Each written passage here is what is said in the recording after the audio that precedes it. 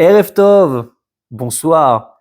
Je voulais partager avec vous une vision extrêmement intéressante que la Kabbale porte vis-à-vis de l'idolâtrie.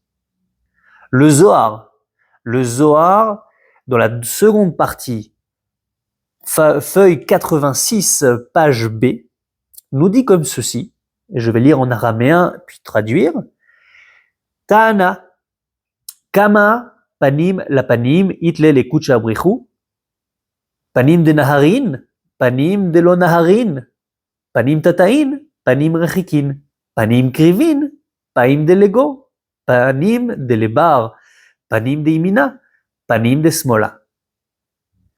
Combien de visages a Akadosh Baruch Hu, à Dieu? Des visages qui sont éclairants, des visages qui sont moins éclairants, des visages qui sont bas, et des visages qui sont hauts, des visages qui sont lointains, des visages qui sont proches. Des visages des visages externes, des visages internes, des visages de droite et des visages de gauche. Continue le Zohar et dit comme ceci. Tachazi zakain inun Israël kame de kucha brichu. Viens et regarde. Heureux soit Israël devant Dieu, devant le Saint béni soit-il. De achidan ben pinilain de malka, parce qu'ils tiennent les visages supérieurs du roi, be'inun panim de ou ushme achidan be'u, avec ce même visage que lui et son nom sont unis dedans. Ve'inun ushme chadu, et lui et eux et son nom sont un. Ve'sharamin achidan be'inun panim rechikin, be'inun panim tatain, ou beginekach inun rechikin migufa de malka. Et le reste des peuples tiennent ces visages qui sont externes, ces visages qui sont bas, ces visages qui sont moins éclairés. Et à cause de cela, ils sont éloignés du corps du roi. Qu'est-ce qu'on apprend ici?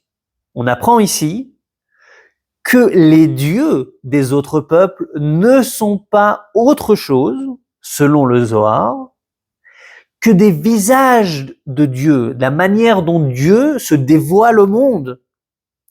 Et donc, quand on parle par exemple de Zeus, quand on parle d'Aphrodite, quand on parle de Inanna, de Ishtar, le Zohar dit c'est un visage de Dieu, mais un visage qui n'est pas relié à sa source. Et oui, en réalité, le comportement hérétique chez un kabbaliste s'appelle kitsutz banetiot. C'est le fait de couper l'herbe, de couper les plantations. Kitsutz banetiot. C'est le fait de couper le lien qui relie ce qui se trouve dans le monde à Dieu. Et le gros problème de l'idolâtrie, selon le Zohar, serait non pas l'idolâtrie en soi, c'est-à-dire non pas le dieu Zeus, non pas le dieu Inanna, mais le fait qu'il ne soit pas relié à la source, relié à Dieu lui-même, à ce que les kabbalistes vont appeler le En-Sof. Je vais ramener d'autres sources qui sont extrêmement intéressantes. Le prophète Jérémie, Irmiyahu, dans le chapitre 7, nous parle de femmes qui rendent un culte à ce qu'il appelle la reine du ciel. Et voilà ce qu'il dit. Voilà ce qu'il dit.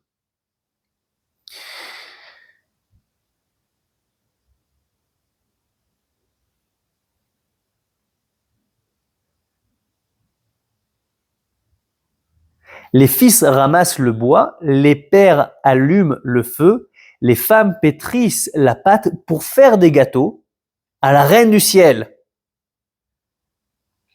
Et puis on verse des libations à des dieux étrangers pour me blesser. C'est ainsi que parle le prophète Jérémie. Les kabbalistes, notamment comme Rabbi Yitzhak d'Emin Akko, Rabbi Isaac de Saint-Jean d'Acre, qui était un des élèves importants de Nachmanide, nous dit dans son livre Otsar Chaim, au Tsar Chaim, quant aux prophètes de Baal et aux adérateurs de la Asherah. Leur pensée était attachée bien sûr à la reine du ciel, comme disaient les femmes maudites, et là il ramène le verset. Et il dit, il causait en elle une coupure, car la Atara, la couronne, la reine, est la reine du ciel qui gouverne le monde d'ici-bas, tandis que la pensée d'Élie était attachée à Yud-Kevavke, à Dieu. On nous dit donc Rabbi Yitzhak qu'en réalité le problème de cette reine du ciel n'était pas tant de lui rendre culte, mais le fait qu'elle soit coupée de sa source, alors qu'elle est ce que les kabbalistes appellent la Malchut. La Malchut, c'est la royauté, c'est Dieu en tant qu'il se révèle dans le monde, et ils lui ont rendu culte sans avoir rattaché ce culte en réalité à Dieu lui-même, à Dieu créateur du monde. Alors c'est extrêmement intéressant et on peut trouver d'autres sources comme celle du Shla Kadosh, Rab Horowitz, qui nous dit quelque chose d'extrêmement intéressant sur les chérubins qui sont dans le temple, et il nous dit que les chérubins ne sont pas des statues d'anges, mais des statues bien de Dieu lui-même.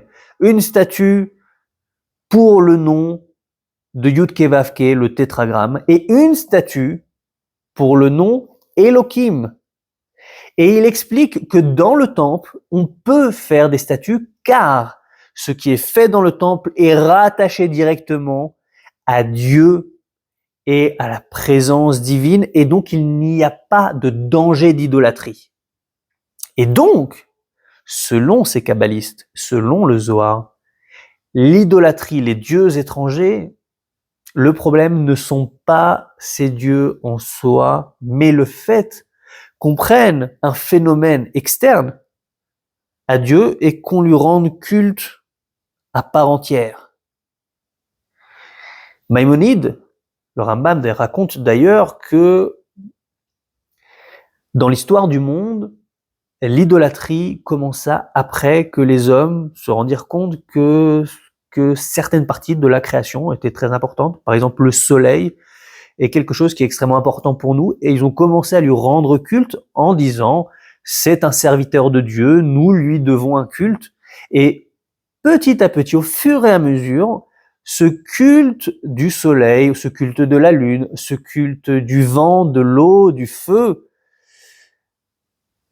a été rendu autonome à Dieu, c'est-à-dire qu'on rendait culte au feu, on rendait culte au soleil, on rendait culte aux étoiles, mais sans plus penser à Dieu un qui était derrière, et c'était ça le problème au départ de l'idolâtrie.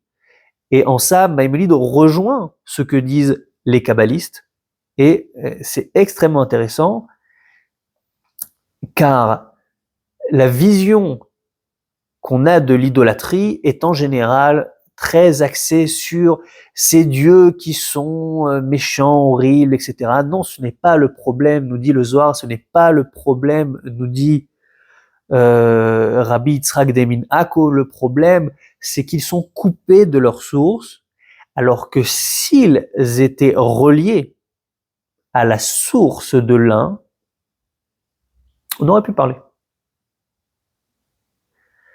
Voilà, merci beaucoup, Moraï Rabotai, de m'avoir écouté. Je pense que ce sujet est extrêmement intéressant et il change la vision qu'on peut avoir de l'idolâtrie.